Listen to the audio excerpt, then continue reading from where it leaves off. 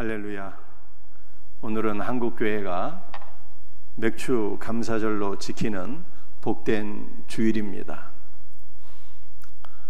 우리는 왜 구약시대에 절기를 지켜야 되는 것입니까? 구약시대 절기는 유대인의 명절인데 오늘 현대를 살아가는 우리 한국교회 성도들이 왜 유대인들의 명절을 지켜야 되는 것인가요?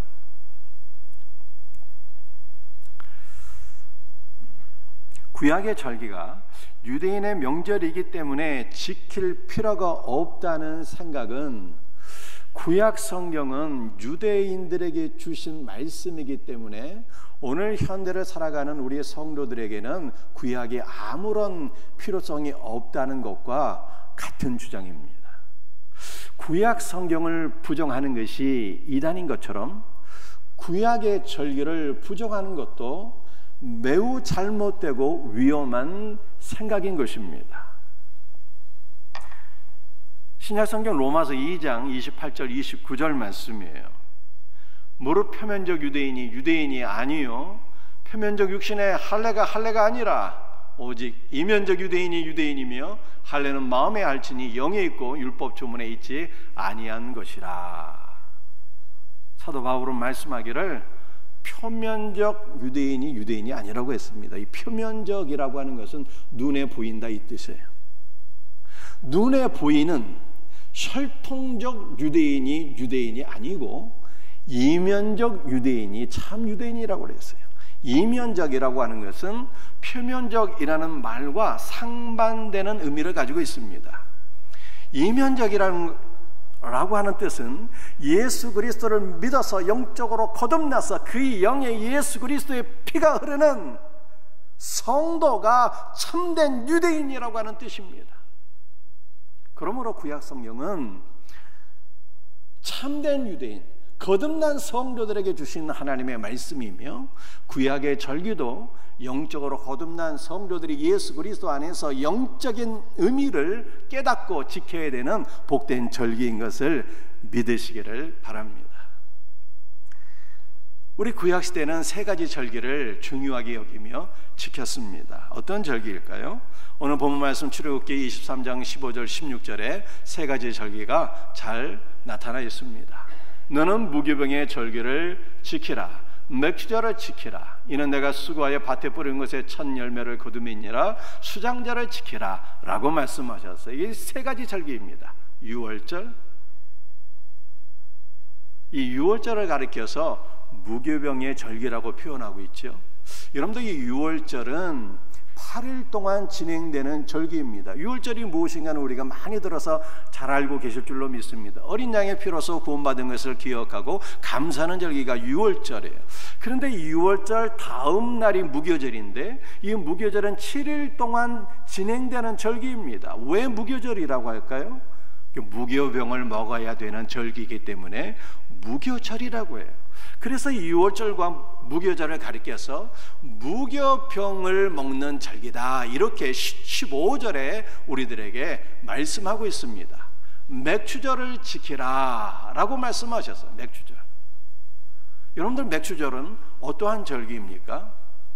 자, 유월절이 이스라엘의 종교력으로 1월 14일이 그리고 1월 15일이 무교절의 첫날입니다.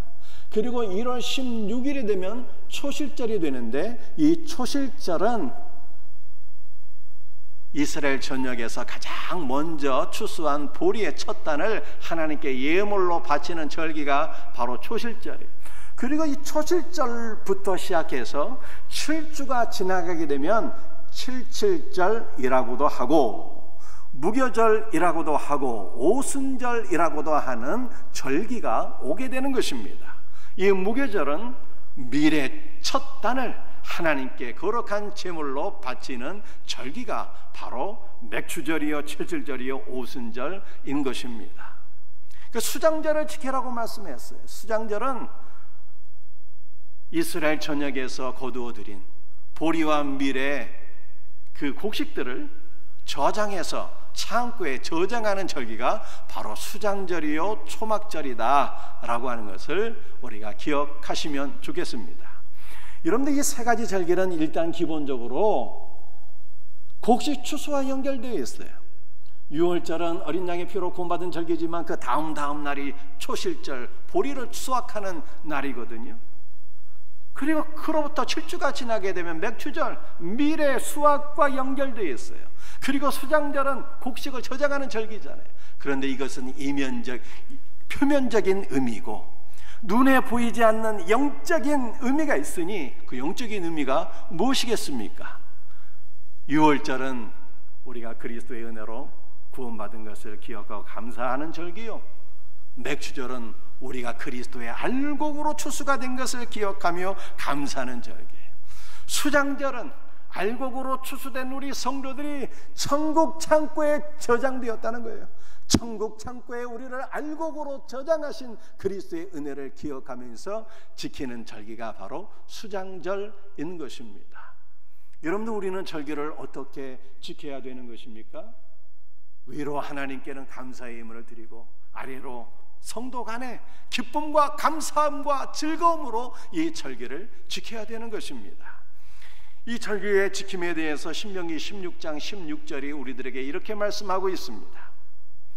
너희 가운데 모든 남자는 1년에 3번 곧 무교절과 칠칠절과 초막절에 내 하나님 여호와께서 택하신 곳에서 여호와를 배웁되 빈손으로 여호와를 배웁지 말고, 절기를 어떻게 지키라고요? 하나님께 빈손으로 나오지 말라고 말씀하고 있어요. 오늘 본문 말씀 출애굽기 23장에도 말씀하고 있고 신명기 16장 16절에도 여호와 앞에 빈손으로 배웁지 말라 이렇게 말씀하고 있어요.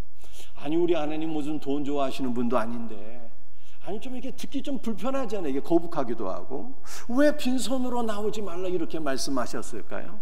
여러분들, 이 말씀은요 하나님의 약속인 것입니다. 어떠한 약속일까요? 내가 너희의 삶에 풍성한 양식과 은혜와 복을 주리니 너희가 즐길 때 결단코 빈손으로 내 앞에 나오지 않게 하리라 라고 하는 축복의 말씀인 거예요. 얼마나 감사한 거예요. 하나님께서 구약시대에 농사를 짓는 유대인들에게 내가 너희의 생업에 반드시 풍성한 은혜와 복을 주어서 빈손으로 나오지 않게 하리라. 하나님께서 오늘 우리 사랑하는 성도들에게 그리스도 안에서 우리의 가정과 직장과 사업장과 자녀들에게 풍성한 은혜와 복을 주셔서 우리가 결단코 빈손으로 하나님께 나오지 않도록 하시겠다고 하는 하나님의 약속인 것이죠. 얼마나 감사한 일입니까? 여러분들, 우리가 빈손으로 나오지 않는다고 하는 것은 절기를 맞이해서 감사의 정신을 잃지 말라고 하는 하나님의 뜻이에요. 여러분들, 6월절은 그리스도의 피로서 구원받은 것이잖아요. 맥추절은 우리가 그리스도의 은혜로서 천국의 알곡으로 추수된 절기잖아요. 수장절은 우리가 천국의 창고의 알곡으로 저장되었다는 뜻 아니겠습니까? 이것을 기억하며 감사하라는 거예요. 여러분들, 우리가 감사라고 하는 것은요, 성경에서 감사라고 하는 것은 두 가지 의미가 있어요. 두 가지입니다. 첫 번째는 믿다, 고백하다라고 하는 뜻이 있고, 두 번째는 그야말로 감사하다, 찬양하다라고 하는 뜻이에요. 그러면 우리가 하나님 앞에 빈손으로 나오는 것이 아니라 감사의 예물을 드린다는 것은 이 절기의 영적인 의미를 깨닫고 믿음으로 감사해야 된다는 거예요. 그리고 우리의 모든 감사는 믿음을 기초로 해야 된다는 뜻입니다. 그리스도 안에서 우리가 천국의 알곡으로 추수가 되고 하나님께서 우리를 천국의 창고에 저장해 주셨다는 것을 믿음으로 고백하면서 하나님 앞에 감사할 수 있는 우리 천국 백성들이 될 수 있기를 주님의 이름으로 축복합니다. 동의하십니까? 여러분들, 오늘은 이 세 가지 절기 가운데 우리 맥추절이잖아요. 우리 맥추절에 대해서 말씀을 살펴볼 수 있기를 원합니다. 우리가 성경의 역사를 보게 되면 이 맥추절은 오순절, 칠칠절이라고도 하는데요, 이 오순절에 중요한 역사적인 사건 두 가지가 발생했어요. 첫 번째는 시내산 강림 사건입니다. 출애굽기 19장 1절 말씀이에요. 함께 말씀을 같이 읽도록 하겠습니다. 이스라엘 자손이 애굽 땅을 떠난 지 3개월이 되던 날 그들이 시내 광야에 이르니라. 아멘. 이스라엘 자손이 애굽 땅을 떠났다라고 하는 것은 출애굽을 가리키는 거예요. 애굽 땅을 떠난 시기가 언제입니까? 6월절에 애굽 땅을 떠났거든요. 1월 14일 6월절에 3개월이 되던 날은 1월 14일부터 세 번째 달이 되는 첫날을 가리키는 것입니다. 그래서 출애굽하고 나서 3개월이 되던 첫날 3월 1일 유대 종교력으로 3월 1일에 이스라엘 백성들이 시내 광야에 이르게 되었다는 거예요.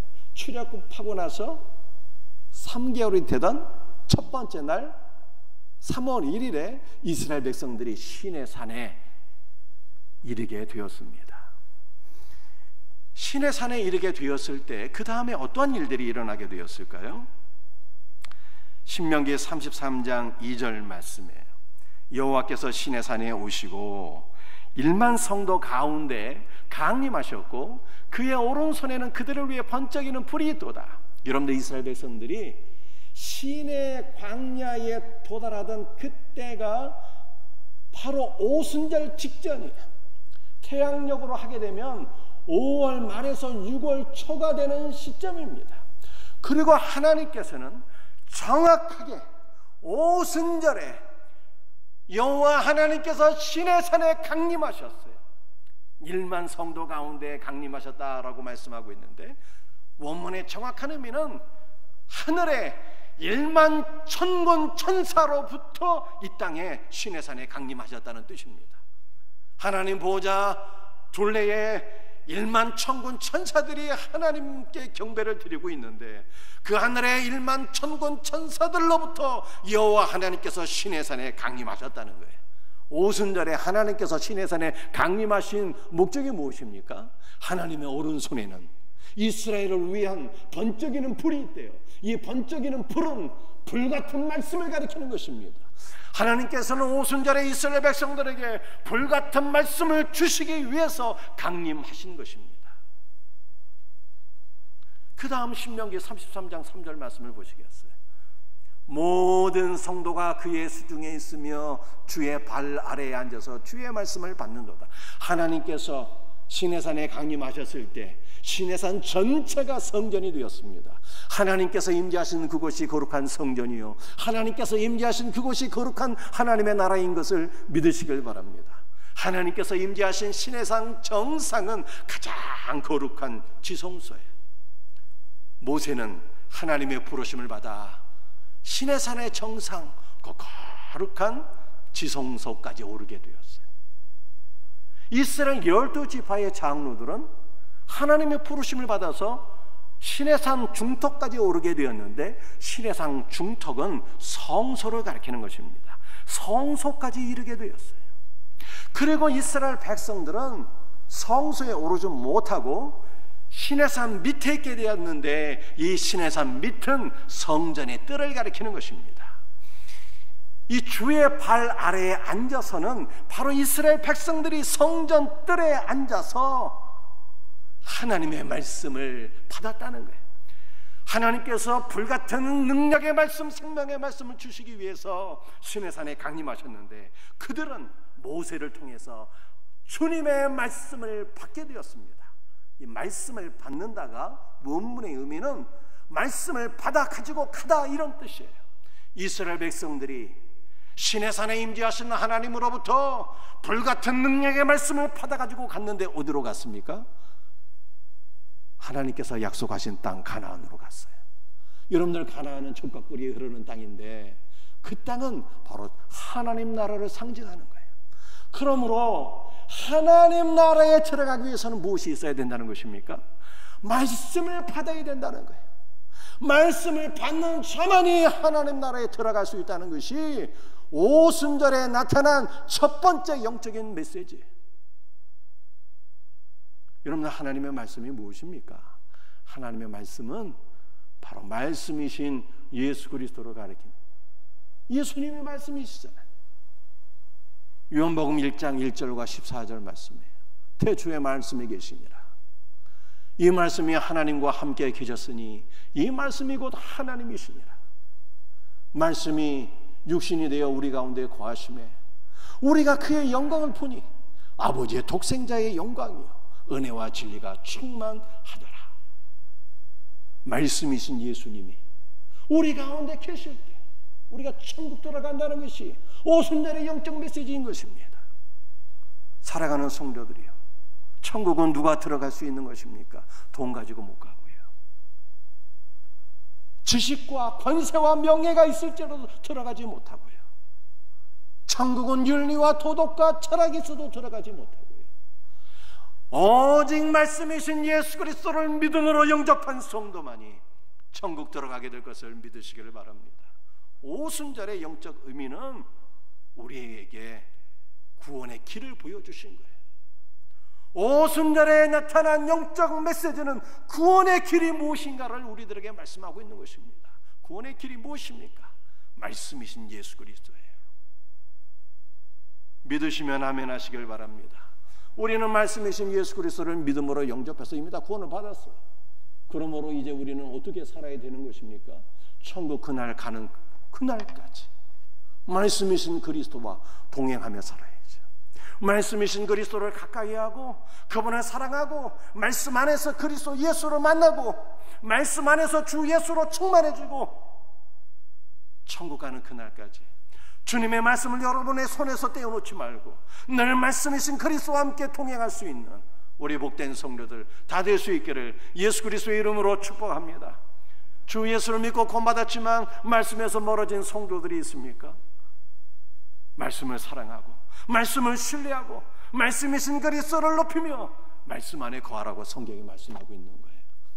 이와 같은 은혜가 있기를 주 예수 그리스도의 이름으로 축복합니다.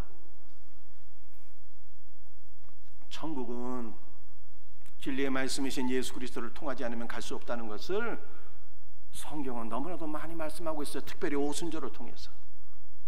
그 다음 말씀을 한번 보시겠어요? 여호수아 3장 15절 16절 말씀이에요.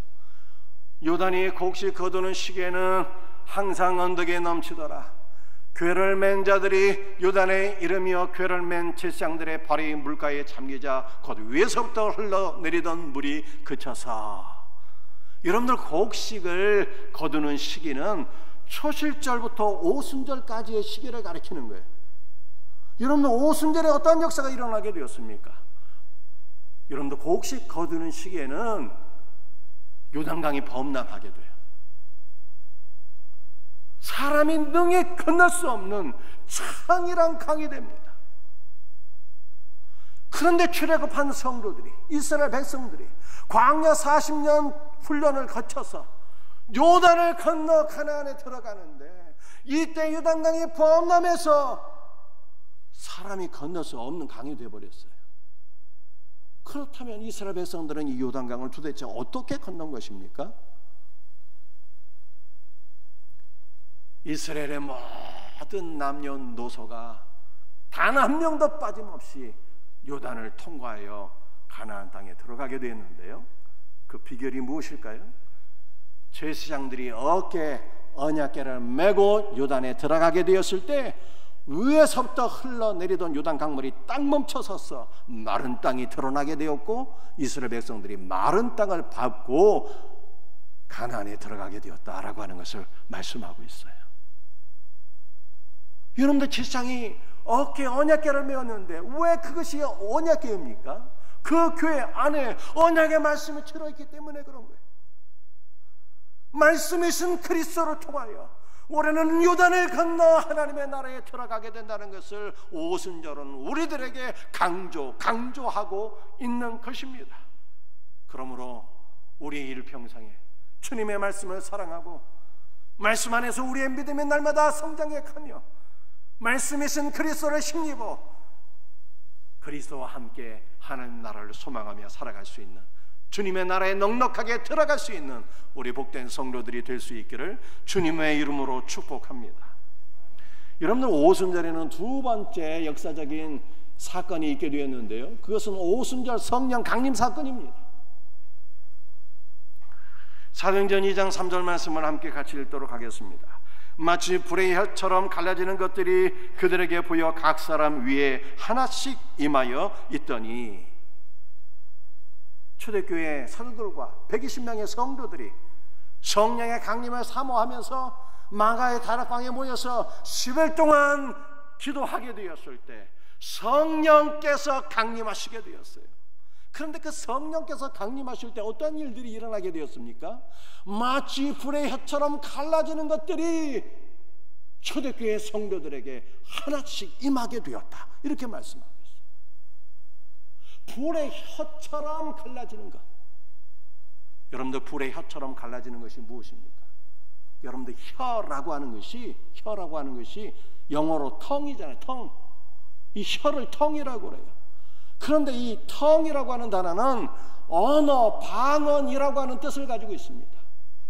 그리고 사도행전에서 이 방언은 복음의 전파를 가리키는 거예요.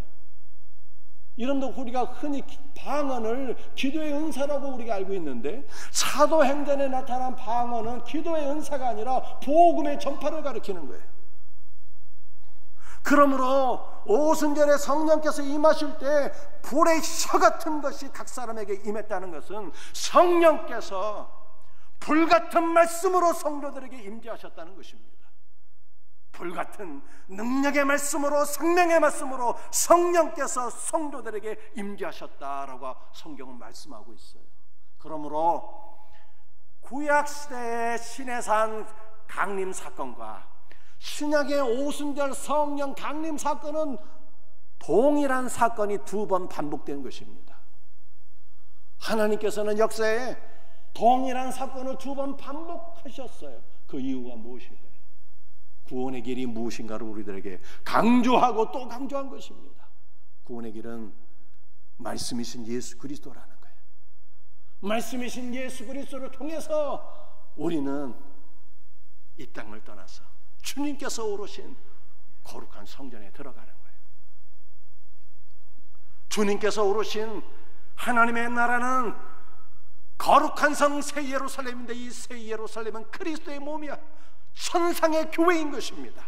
이 천상의 교회인 거룩한 성 새 예루살렘은 그리스도의 몸이기 때문에 예수 그리스도가 없는 자는 결단코 들어갈 수가 없어요. 이 땅에서 말씀이신 그리스도를 믿음으로 영접한 성도가, 그리스도께서 내주하신 성도가 하나님 나라에 오르게 되는 거예요. 이 놀라운 은혜가, 이 놀라운 믿음이 우리 모든 성도들에게 날마다 충만하게 더해지기를 주님의 이름으로 축복합니다. 사도행전 2장 4절에 함께 말씀을 같이 읽도록 합니다. 그들이 다 성령의 충만함을 받고 성령의 말하게 하심을 따라 다른 언어들로 말하기를 시작하니라. 오순절에 성령께서 불같은 능력의 말씀으로 임재하셨습니다. 그들이 말씀 가운데 성령의 충만함을 받게 되자 그들은 다른 언어로 말을 하게 되었어요. 이제까지 단 한 번도 배우지 아니한 말로 복음을 증거하게 되었다는 것입니다.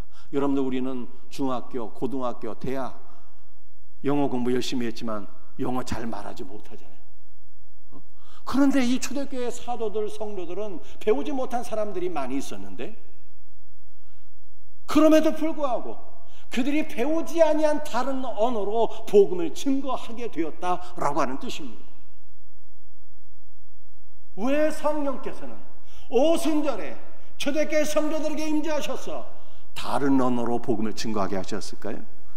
그것은 오순절은 바로 영혼을 추수하는 절기이기 때문에 그렇습니다.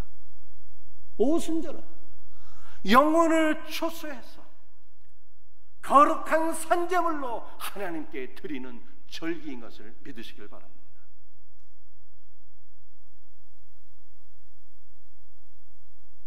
우리 성경 말씀을 다시 한번 보겠어요.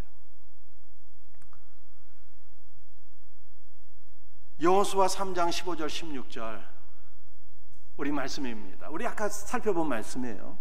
요단이 곡식 거두는 시기에는 항상 언덕이 넘치더라. 궤를 맨 자들이 요단에 이르며 그 해를 맨 지장들의 발이 물가에 잠기자 곧 위에서부터 흘러내리던 물이 그쳐서. 여러분들 이 말씀을 좀 더 다른 각도에서 한번 살펴볼 수 있기를 원합니다. 이스라엘 백성들이 요단을 건너게 되었는데요, 요단을 건넌 것은 세례를 받았다는 뜻입니다. 여러분들 세례가 무엇입니까? 그리스도와 함께 죽고 그리스도와 함께 다시 살아나는 거예요. 예수 그리스도를 부정하던, 믿음 없이 살던 우리의 옛사람이 그리스도와 함께 십자가에 못 박히고 그리스도의 생명으로 다시 태어나는 것, 이것이 영적 세례. 다시 말해서 세례는 예수 그리스도와 연합되는 것입니다. 그런데 요단 강물이요, 곡식을 추수하는 오순절에는 범람에서 그 물이 요단강이 넘치게 돼요. 요단 강변에 범람하여 창렬하게 됩니다. 그러므로 요단강 주변에는요 아주 비옥한 곡창지대가 되는 거예요.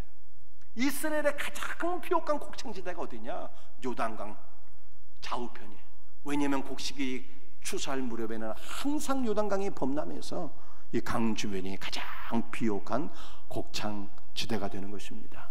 이것은 우리가 그리스도 예수와 연합하여 세례를 받게 되면 그리스도 예수 안에서 풍성한 생명을 누리다가 그리스도의 알곡으로 우리가 추수가 된다는 뜻이에요. 여러분들, 그리스도의 알곡으로 추수된 성도들은 이제 어떠한 삶을 살아야 되는 것입니까?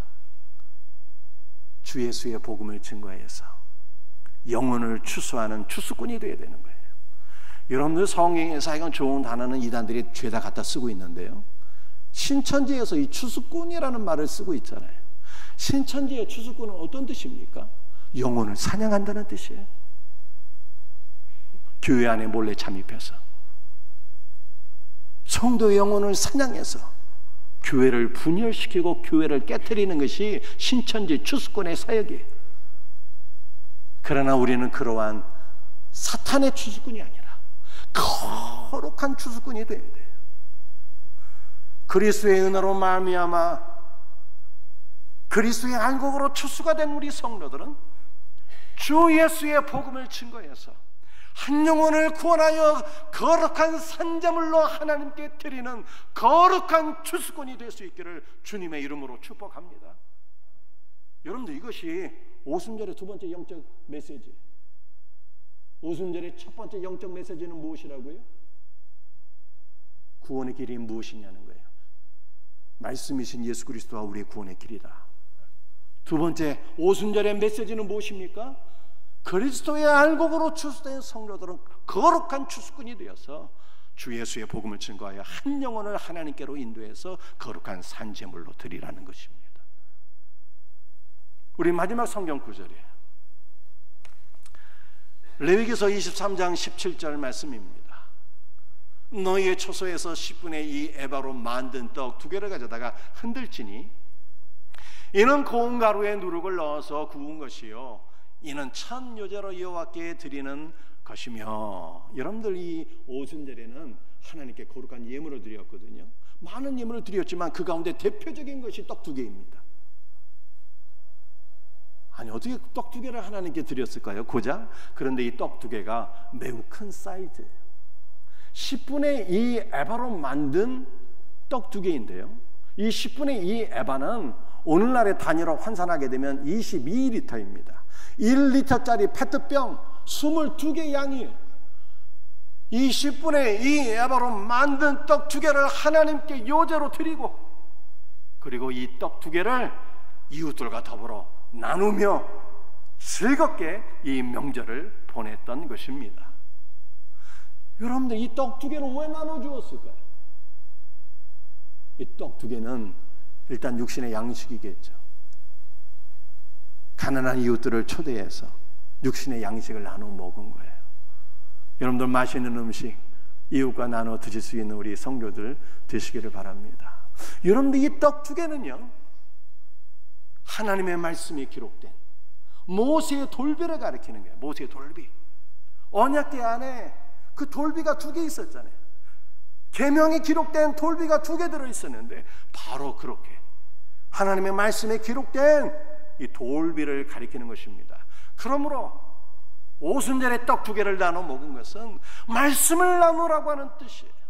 여러분들 이 떡 2개는 계시록에 등장하게 되는 두 증인을 가리키는 것입니다. 여러분들 두 증인이 무엇일까요? 한 증인은 예수 그리스도를 가리키는 것이고 한 증인은 바로 예수를 믿는 우리를 가리키는 거예요.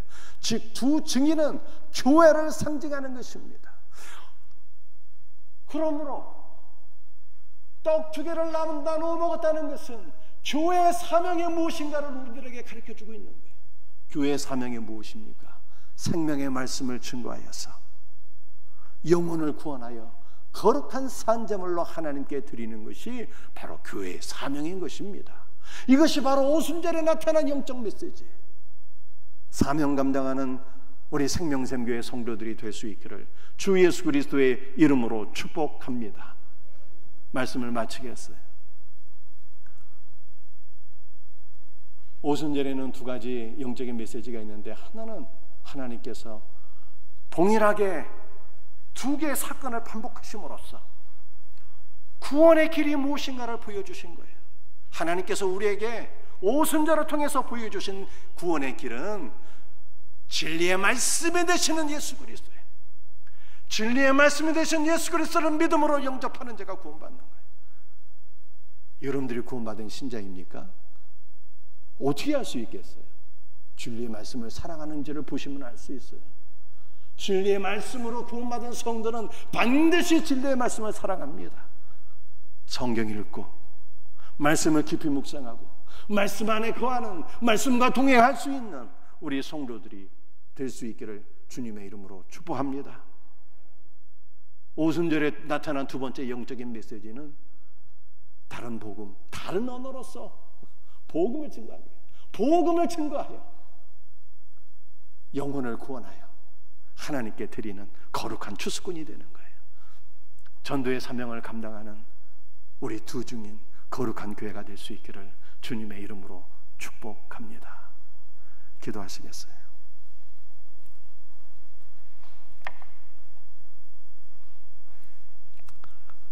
아버지 하나님, 오늘 이 시간 오순절에 나타난 2가지 영적인 교훈을 저희들이 말씀 안에서 살펴보았습니다. 구원의 길이 되신 예수 그리스도를 사모합니다. 찬송합니다. 진리의 말씀이신 예수 그리스도를 찬송합니다. 진리의 말씀을 믿음으로 받아서 구원을 받았사오니 일평생 말씀을 사랑하며 말씀 안에 거하며 말씀과 더불어 동행하는 우리의 성도들 되게 하여 주옵소서. 주 예수님, 오순절에 나타난 2가지 영적인 메시지는 생명의 말씀이 되시는 예수 그리스도를 증거하여 많은 영혼들을 그리스도께로 인도하는 거룩한 추수꾼이 되는 것인 줄 믿습니다. 거룩한 추수꾼이 되는 복된 교회, 복된 성도 되게 하옵소서. 주 예수의 이름으로 기도합니다.